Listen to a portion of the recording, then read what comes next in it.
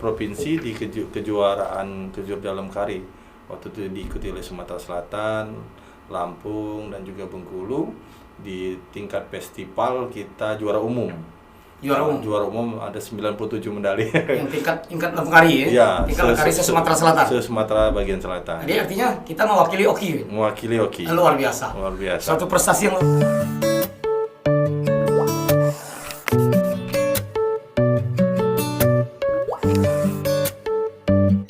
Assalamualaikum warahmatullahi wabarakatuh. Jumpa lagi kembali bersama saya Abdul Aziz di SMSI Oki Podcast. Kali ini saya kedatangan tamu istimewa, seorang ustadz gaul yang peduli dengan olahraga. Ini dia, Ustadz Sabit Alihaq SPDI MPDI. Apa kabar, Ustadz? Alhamdulillah. Alhamdulillah, Sehat, baik. alhamdulillah. Ya, kita bukan berbicara masalah hadis dan Al-Quran nih, pagi ini. Siap. Ya. Sebelum saya lebih jauh nanti kita berbincang-bincang terkait masalah kegiatan Ustadz sehari-hari. Coba tolong dong Ustadz kenalkan dulu. Maksud saya tinggal di mana, punya anak berapa, istri berapa, mungkin lebih dari satu kali gitu. Baik, terima kasih Bung Haji. Assalamualaikum warahmatullahi wabarakatuh. Saya biasa dipanggil dengan panggilan Ustadz Sabit Alihaq. Kalau nama lengkapnya itu agak panjang ya, Suparjon Alihaq Al-Sabit. Sekarang tinggal di Kelurahan Perigi di daerah Sangabut. Istri satu, Ustazah Nana, aktif di SDIT. Kemudian anak ada empat anak, ya. Cukup empat kayaknya. Cukup empat ya, karena empat ini dari operasi semua ya. Jadi yang pertama gembar, laki-laki dan perempuan, satu pasang. Kemudian yang nomor 3 laki-laki dan yang nomor 4 laki-laki. Jadi ada 4 orang anak. Yang pertama itu lahir kembar. Itu operasi. Yang ketiga, yang kedua katakanlah lahir operasi lagi, dan yang kelahiran ketiga operasi lagi. Jadi habis. Kelahiran 3 jumlah 4. Jumlah 4. Jadi sangat menarik nih. Saya panggil Ustadz Sabit ya. Ya, boleh. Ya, lebih mengakrabkan diri atau lebih simpel lah. Bung boleh, Mas boleh. Bung. Jadi Ustadz ini sebagai seorang penceramah. Saya dengar juga sebagai seorang dosen. Ya.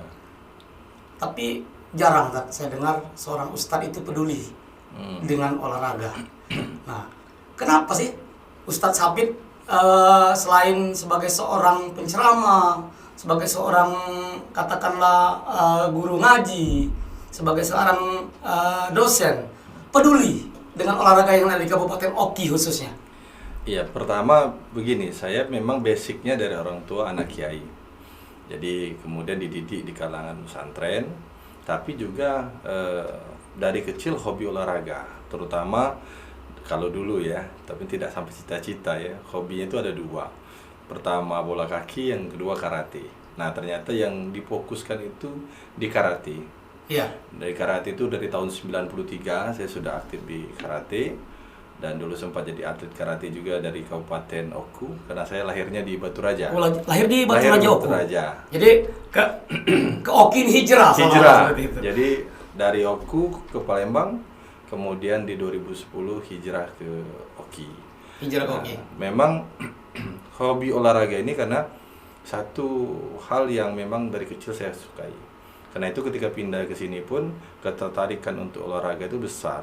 Yang kedua, bagi saya memang agak langka lah ya, seorang tokoh agama itu menyukai olahraga. Ada, cuman agak jarang. Karena memang tadi berdakwah itu tidak hanya di mimbar.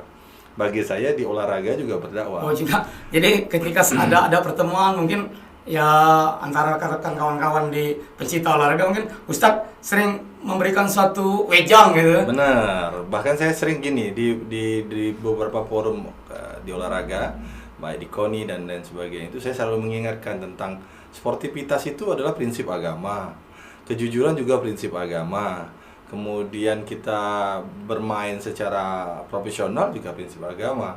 Karena agama itu mengajarkan kalau begawi itu harus dengan jihad, harus dengan sungguh-sungguh. Jihad itu kan sungguh-sungguh. Sungguh-sungguh. Jadi karena itu semua hal dalam olahraga itu menjadi prinsip. Karena kalau orang itu ingin sukses tapi menghalalkan segala cara, tidak cocok jadi olahragawan ya.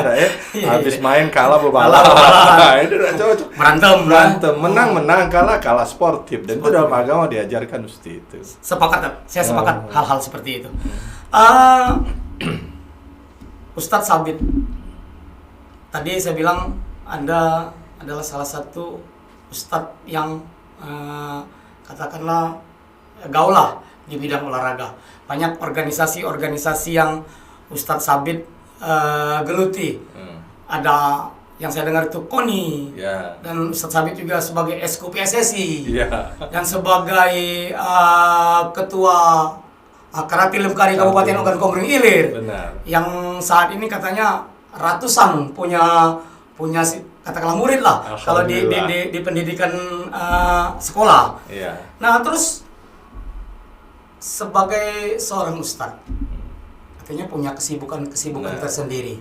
Bagaimana ustadz membagi waktu ini saat ceramah, ini saat memberikan suatu tausiah, dan nanti ada kegiatan yang mesti ustadz hadiri di bidang organisasi olahraga seperti mungkin rapat KONI, terus sebagai pendiri pengurus Karate Lemkari.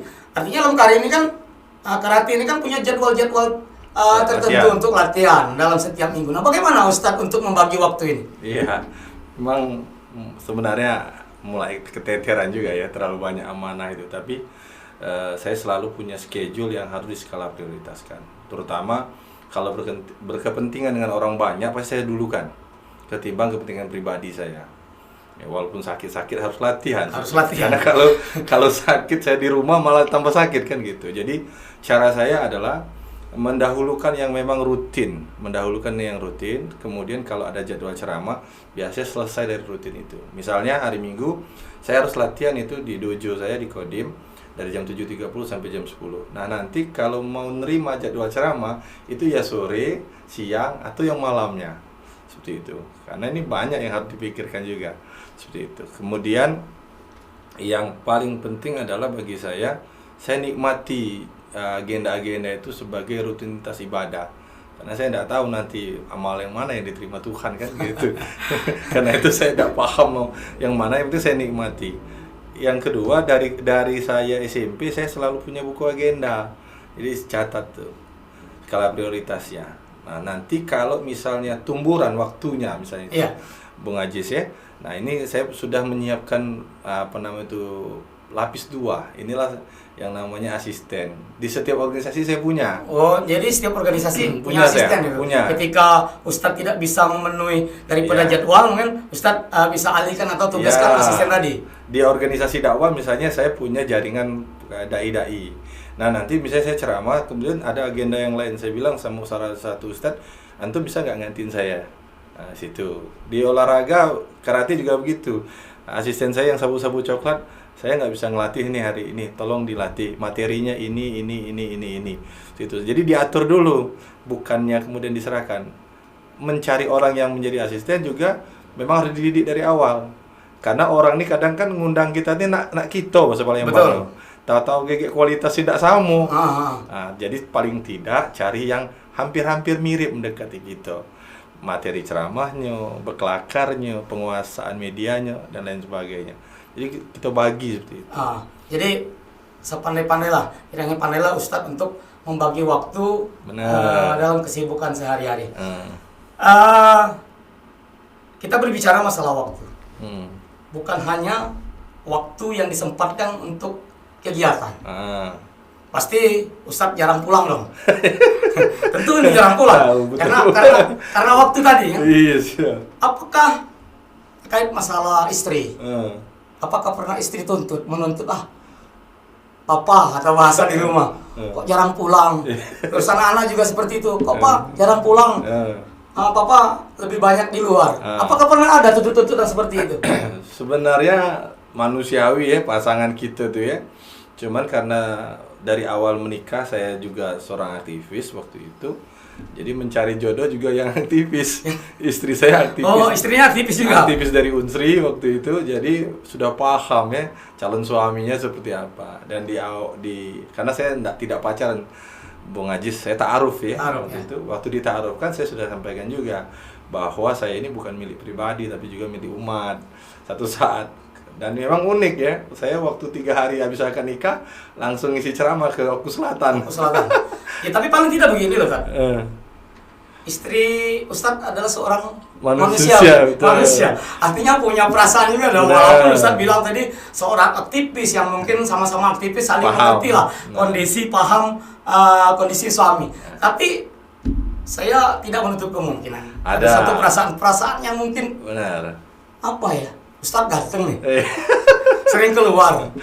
Artinya banyak penggemar wanita-wanita di luar itu pengen mungkin kenal lah dengan Ustadz.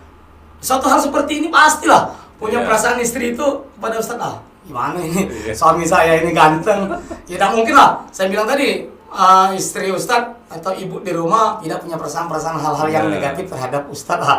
Gitu. Apakah hal ini, maksud saya ketika Ustadz pergi keluar, apakah ada hal-hal yang katakanlah tidak sesuai dengan apa yang diharapkan atau tidak sesuai dengan kejadian? Mungkin ada satu jemaah mungkin yang pernah menyampaikan, mengutarakan suatu hal isi hatinya kepada Ustadz kira-kira. Ya, jadi saya timbal yang tadi dulu ya. Jadi kalau saya biasanya dengan kesibukan itu, kalau di rumah sudah pulang dari aktivitas itu enggak mau keluar lagi, kadang tuh di rumah sama anak-anak di kamar kan, diskusi, ngobrol, kadang nonton TV sama-sama. Ada kesempatan, ada rezeki, kita ajak lah jalan-jalan. Walaupun tidak setiap saat, kadang kan tuh anak tuh pengen juga ya. Iya. Ya itu kesana. Jadi ya, itu meminimalisir atau mengantisipasi daripada kecurigaan tadi. Benar, jadi itu. Tapi memang seperti yang dikatakan Bung Ajis tadi, fenomenanya public figure itu pasti. Dan saya sudah sering alami itu ya, di beberapa tempat habis ngisi ceramah, nanti nomor telepon kita kirim gitu ya di forum itu, nanti jamaah curhat, Ustaz saya ini seorang janda mak mana. Nah, itu sudah sering sekali, sudah sering, dan sikap kita memang begini ya, apa ya, profesional saja ya, walaupun kita memang ada hasrat mungkin ya. Tapi, namanya manusia lah kan. Iya. Kalau bahasa saya itu, saya punya asisten yang selalu bawa saya kalau ceramah pakai mobil itu, saya bilang sama asisten saya itu, kalau saya ini kira-kira punya istri lagi ini di daerah ini, ketahuan oleh istri di rumah Umi, Anda tahu Ustaz. Tapi saya sering bilang sama dia, itulah cara setan menggoda kita. Karena itu yang paling penting diri kita adalah kita tahu bahwa perjuangan pacak baju rapi ini nih dulu karena gue susah. Ada uang rumah yang terima gitu kan itu. Ada pendamping hidup kesediaan. Zaman dulu kurus-kurusnya, jelek-jeleknya kan nggak ada yang mau kan. Ya orang rumah lah yang terima kita. Tapi kan Nabi memperbolehkan. Boleh. Memperbolehkan lebih dari satu istri. Boleh. Nah ini kan, ya berbicara hal seperti itu kan, mungkin lumrah saja kalau Ustaz mau istri kembali, punya istri kembali. Gitu. Jangan didoakan dulu. Tapi memang itu fenomenanya Bung Ajis, bahwa setiap public figure ya, apalagi seorang ustadz, bahkan ada yang sering nyampaikan, agak jarang ustadz istrinya satu, yaitu hak masing-masing. Tapi memang godaan itu selalu ada. Kita ngisi di satu tempat, tiap tempat ada. Karena begini, objek kita itu ada yang memang hadir dalam masalah. Ada yang masalah rumah tangga, masalah kehidupan. Lalu kita ini dengan kemampuan kita berbicara, membuat orang itu nyaman, enak, tenang. Nah inilah yang kadang-kala kalau kita nih gatel, bahasa Palembang ini ditindaklanjuti jadi gitu kan, membuat hal situasi jadi masalah. Tapi kadang cerminannya begini, kalau cerminannya itu kalau saya gini, ngelihat wajah istri, ngelihat wajah anak saya kalau balik, inilah yang bikin kita sadar lagi. Ya lumrah lah kan, kalau hal-hal seperti itu mungkin sebagai manusia biasa. Ya kita ini ya tentu punya hawa dan nafsu. Yang diciptakan oleh Allah Subhanahu wa taala untuk memberikan suatu hal yang terbaik dan hal yang tidak baik. Ada contoh yang paling dahsyat waktu itu Bung Ajis ya. Saya pernah ngisi tablik akbar di satu kecamatan lah di Oki ini ya, bersama dengan wakil gubernur waktu itu, orang Oki sini ya, Pak Isak Miki ya. Jadi waktu saya ceramah, lalu saya ngomong tuh pakai bahasa kecamatan itu. Dan itu salah memang, karena sengaja saya tidak tahu bahasa kecamatan itu. Jadi waktu diomongnya oleh jamaah, oh Ustadz bukan begitu bahasanya. Ya saya jawab, ya mohon maaf lah, istri saya orang Komering, siapa tahu nanti istri muda saya orang sini. Tahu-tahu turun dari situ, Bung Ajis, ada seorang ustazah yang manggil saya, Ustadz, sini dulu Ustadz, apa? Ada yang mau kenalan Mbak ini aja, Masya Allah, serius betul. Padahal kita cuma bercanda di pojok. Artinya bercanda kita tuh kan biar suasana tuh cair. Betul. Rupanya diseriusi, dikenal ke. Masya Allah. Itu susahnya kan. Ya itulah fenomena seorang public figure. Public figure seperti itu. Artinya kita hanya sekedar kadangkala memberikan suatu ucapan atau komunikasi untuk bercanda, tapi tanggapan beda-beda seperti itu. Kembali ke belakang, kembali ke olahraga. Ustadz adalah ketua Karate Lemkari Oki, yang saya dengar ratusan anak-anak baik tingkat SD, SMP, bahkan SMA yang ikut di dalam Karate Lemkari ini. Apa yang sudah diberikan Lemkari Oki itu, tanda kutip, prestasi lah untuk membanggakan Kabupaten Oki di mungkin tingkat provinsi? Ya, pertama kita memang, kalau saya pribadi mendidik anak-anak itu bukan hanya berani untuk berbela diri, tapi juga punya kepribadian. Nah, kepribadian inilah yang kemudian nilai jual yang saya dorong kepada setiap orang tua untuk bisa mendidik anaknya masuk ke Lemkari. Prestasi yang terbaru ini, yang terbaru ya, Popda ya, Pekan Olahraga Pelajar Daerah kemarin, kita mengirim 3 orang dari 11 atlet dari Porki, dari 6 perguruan. Yang satu itu dapat perunggu di komite, itu yang satunya lagi belum dapat, yang satunya lagi itu peringkat keempat di kata. Kemudian di dalam kegiatan yang berikutnya kemarin di Kejurda Porki Sumatera, Porki Oki, kita juga juara 3 umum waktu itu. Kalau dihitung dari open dan festival itu banyak juga medali kita, itu lebih dari 57 medali. Cuma karena waktu itu yang dihitung adalah yang opennya saja, maka yang dihitung adalah 3 emas waktu itu, kalau saya tidak salah, 16 perak dan 17 perunggu. Nah, di tingkat provinsi, di kejuaraan Kejurda Lemkari, waktu itu diikuti oleh Sumatera Selatan, Lampung, dan juga Bengkulu. Di tingkat festival kita juara umum. Juara umum ada 97 medali. Yang tingkat Lemkari ya? Iya. Tingkat Lemkari se-Sumatera Selatan? Se-Sumatera bagian selatan. Jadi artinya kita mewakili Oki? Mewakili Oki. Luar biasa. Suatu prestasi yang luar biasa. Artinya kalau secara Karate Lemkari, kita jadi juara umum di provinsi. Dari 16 kota kabupaten yang ada di Sumatera Selatan. Tad, selain aktif di bidang olahraga dan organisasi lainnya seperti mungkin NPC, Ustadz juga aktif di situ, di penyandang disabilitas. Terus saya tanya nih, Ustadz sebagai seorang dosen juga kabarnya, artinya seorang dosen banyak berkecimpung atau berkomunikasi dengan mahasiswa dan mahasiswi. Nah, sebagai seorang dosen, apakah beda cara kita menyampaikan dengan dakwah dan menyampaikan materi terhadap mahasiswa dan siswi? Nah, kira-kira beda nggak kira-kira? Iya, kalau gaya saya mengajar sama ya. Saya kalau orang tidak kenal kayak serius gitu, tapi kalau sudah di kelas saya seperti ceramah juga, bercanda, lucu dan lain sebagainya. Tapi memang muatannya saya kurangi, yaitu kalau di masyarakat kita tidak bisa ngomong secara akademis, ilmiah, itu masyarakat tidak nyambung. Iya, betul. Iya, seriusnya besok tidak diundang lagi. Tapi kalau di kelas harus dia berbicara ilmiah, akademis, karena salah satu hal yang dikenal oleh orang terhadap mahasiswa adalah kemampuan bahasa ilmiah. Nah, jadi di forum itu sering saya sampaikan di kelas dengan bahasa-bahasa ilmiah, tapi saya campur ke dalam bahasa-bahasa masyarakat. Karena memang terus terang saja, di kalangan mahasiswa juga kemampuan literasinya kurang. Pengaji kadang kita nyebutkan bahasa istilah yang ilmiah, dia tidak cepat nyambung. Tapi kalau diturun ke dalam bahasa dia sehari-hari, oh ini sebenarnya itu kan. Jadi mudah dipahami. Nah kadang kalau yang tidak paham, dia terus saja ngajar pakai bahasa ilmiah, ada terti mahasiswa yang ngerti apa tidak. Kalau saya enggak, saya tangkap wajah-wajah itu, karena saya ceramah kan lihat orang banyak tuh. Iya. Kalau wajahnya gelisah tuh, oh ini ada ketinggian nih bahasa saya ubah. Nah di kelas juga begitu, kalau bahasa saya ketinggian, saya ubah ke bahasa yang mereka mengerti. Jadi kita sesuaikan lah dengan Benar, kondisi. tapi yang kalau cara terjadi ngajar di tetap sama saya. Tetap sama. Dikenal caca serius aja di Serius, awal. tapi Iya, ada humorisnya juga. harus. Makanya Ustaz gaul. Saya tidak bisa merubah diri saya, cuman mungkin bisa merubah penampilan. Merubah penampilan. Iya. Terus ini terakhir mungkin Tat, Iya, siap.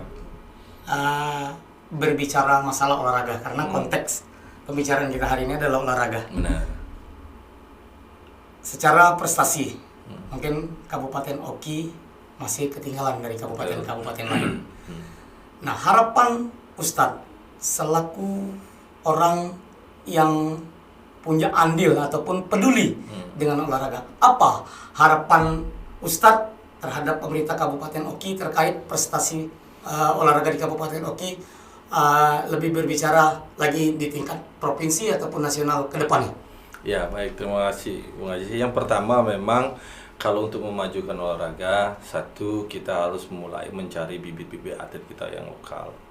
Ini harus didorong ya, karena ketika kita membeli atau mengambil yang dari luar instan itu pasti hasilnya tidak sama. Bisa jadi memang 2-3 tahun 4 tahun ini kita tidak mendapatkan prestasi tinggi karena membina atlet ini. Tapi nanti jangka panjang kita akan mendapatkan atlet yang baik. Karena itulah yang kita dorong adalah atlet lokal, itu harus kita dorong. Yang kedua, memang tadi polis anggaran ini memang penting. Betul. Sebuah olahraga tidak akan maju kalau anggarannya sedikit. Anggarannya sedikit, betul. Kecil ya. Iya. Untuk setiap cabur saja, untuk pembinaan, untuk mereka berangkat tanding, mengasah skill itu besar. Saya ngerasakan betul ya, bawa atlet ya. Jadi bukan saya nonton, saya yang bawa atlet. Wah itu luar biasa. Mencari modal untuk bawa atlet itu luar biasa. Ngalami waktu yang di karate kemarin di Palembang, harusnya 2 hari jadi 3 hari, biaya nginapnya besar. Nah jadi untuk ukuran kita kabupaten memang kebijakan ini, saya mendorong ya pemerintah dalam hal ini juga DPR, karena ini nih adanya di situ tuh ngetopnya. Masalah anggaran itu palunya di situ. Saya sering nyoroti, kita sering mendorong pemerintah melalui Dispora. Dispora sudah all out sudah sebenarnya, tapi di DPR-nya juga harus didorong. Ya, di DPR-nya harus didorong. Artinya bersinergi lah antara pemerintah dan DPR. Betul. Saya berharap juga kawan-kawan yang di Komisi 4 ya, yang bidang Komisi 4 yang membidangi DPR ini, sering-sering juga diundang oleh kawan-kawan dari olahragawan baik KONI, Dispora untuk hadir mereka dalam kegiatan olahraga. Biar dia tahu kan, kemudian diundang acara resmi mungkin tidak tahu, cuman kamu diajak goes, diajak lari, diajak main poli, diajak kegiatan. Ternyata susah ngirim ini, kurang duit kemarin yang diketok palu itu. Nah, itu kan. Jangan hanya bisa duduk di kursi DPR. Jadi dia biar tahu juga, karena begini, kawan-kawan kan di DPR kan tidak semuanya paham juga tentang olahraga. Betul. Yang kedua, yang nyampaikan bisa jadi juga tidak sampai utuh, sehingga dua-duanya tidak sampai ini komunikasi. Terjadi noise lah akhirnya. Nah, jadi kalau dua-duanya tahu, kalau yang dianya pejabat DPR atau kepala dinas yang dia di olahragawan, terasa sekali tahu dia kebutuhan anggaran itu. Begitu. Betul. Nah, jadi ini kita sama-sama bermitra DPR juga dengan pemerintah dan stakeholder olahraga. Yang ketiga, ya ini juga kita ini tidak ada pembinaan jangka panjang, Bung Ajis. Di beberapa kabupaten lain itu sudah ada yang memang dia pembinaan dari usia dini sampai ke profesionalnya. Rutin dilakukan. Ada sekolahnya sendiri seperti itu kan. Apa itu namanya? LPPMP apa LPM, saya lupa ini. Mesti dimubah gitu kan. Jadi dia ada pembinaan atlet khusus. Nah, kita dari kemarin sebenarnya yang saya tahu dari informasi mantan kabit olahraga zaman dulu sudah pernah diusulkan. Nah, coba kita dorong sama-sama. Jadi anak-anak ini yang memang punya bakat atlet kita dorong untuk diasah rutin seperti itu. Pasti beda memang ketika dia rutin. Kita mohon maaf ya, ini saya ngerasakan saja. Mencari di atlet itu pas nak tanding TC kan. Tidak tanding tidak TC. Ini nih tidak sama kalau tiap hari dilatih. Kemudian vitaminnya dia konsen di situ. Ya, kemudian memang kita juga harus dorong lagi yang harus ada. Oki ini yang saya tahu banyak atletnya yang bertebaran di tempat-tempat lain. Ya, iya, diajak balik ini harus ada jelas itu ya. Balik ini nak mau hidup dia, mau pembinaan dia harus jelas. Nah, ini juga yang harus kita sama-sama dorong. Kemudian yang terakhir menurut saya adalah keseriusan setiap pimpinan cabur. Pimpinan cabur ini serius tidak? Harus serius ya. Iya, kalau sekedar adu namu tapi tidak punya kegiatan itu susah. Nah, kalau kita nak ngandal ke anggaran pemerintah kan sedikit. Ya. Itulah resiko jadi ketua cabur. Betul. Mencari sponsor untuk kemudian kegiatan. Bahasa kita itu Bung Ajis kalau di bola kaki, kamu tiap hari latihan tidak pernah main, tidak keruan kualitasnya. Di karate juga itulah latihan terus tidak pernah tanding, tidak tahu kualitasnya. Nah, untuk tahu ini kan butuh biaya. Betul. Nah, karena itu kita berharap setiap cabang olahraga juga berpikir untuk cari sponsorship di luar dari anggaran dari KONI maupun pemerintah. Nah, kemudian yang terakhir memang dari kegiatan olahraga ini harus ada evaluasi berjenjang yang memang jelas tolak ukurnya. Nah, kita nih agak jarang mengevaluasi ini. Ya, saya perhatikan ya, misalnya pasca dari satu porprov ke porprov yang lain, itu evaluasinya enggak ada. Kayak giliran di dekat hari H, terpikir lagi, nak diajak lagi. Padahal selama ini mungkin kurang kualitasnya, harus dapat sanksi sehingga ketika dia misalnya, oh ini kualitasnya tidak bagus ini di porprov ini. Kalau kau tidak menaikkan prestasi cabur ini, ya kami tidak ajak lagi. Akhirnya ada semangat mereka untuk memperbaiki kualitas. Kalau tidak, ini kan ada bahasa yang ini, masih diajak tuh lah gitu nih. Nah, masih dibutuhkan juga. Iya, jadi ujung-ujung memang tidak ada evaluasi akhirnya. Walaupun selalu tetap ada evaluasi di kegiatan porprovnya, tapi caburnya yang kurang evaluasi. Jadi kesimpulannya dari apa yang diharapkan Ustadz terhadap olahraga ke depan di Kabupaten Oki, prestasi bukan hanya sekedar ada kemauan, tapi harus ada modal, harus ada dana yang menunjang untuk sebuah prestasi. Betul. Mungkin itu kuncinya. Baik, Ustadz, terima kasih atas kehadirannya di podcast SMSI Oki. Mungkin di lain kesempatan kita akan jumpa kembali. Itu tadi guys, bincang-bincang singkat saya bersama Ustadz Gaul yang peduli dengan olahraga di Kabupaten Oki, Ustadz Sabit Alihak, SPDI, MPDI, yang juga sebagai seorang dosen di Kabupaten Ogan Komering Ilir. Mungkin itu saja guys. Keberhasilan itu tidak akan mudah kita gapai tanpa ada kemauan dan juga ada dana untuk mensupport suatu keberhasilan itu sendiri. Terima kasih dan sampai jumpa. Wassalamualaikum warahmatullahi wabarakatuh.